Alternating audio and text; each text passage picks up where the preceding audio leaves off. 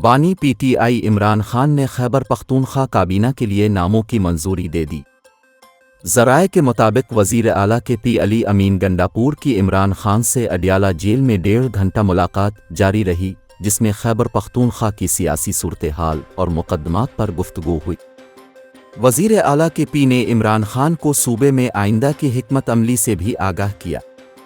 ज़राए का कहना है कि वज़ीर आला के पी अली अमीन गंडापुर ने बानी पीटीआई से काबीना के बारे में मशावरत मुकम्मल की, जिसके बाद खैबर पख्तूनख्वा काबीना के लिए नामों की मंजूरी दी गई।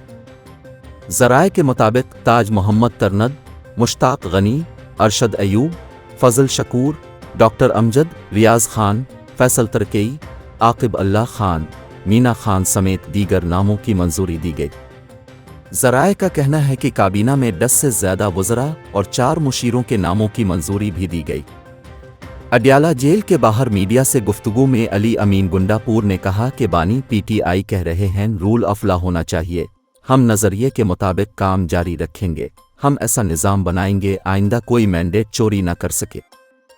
हमने सूबे में अमन व अमान कायम करना है, रोज़गार देना है, हम बुनियादी सहूलियात, एजुकेशन और सेहत में बेहतरी लाएंगे, हम 1 लाख से ज़ायद ख़ानदानों की माली मुआवनत करेंगे।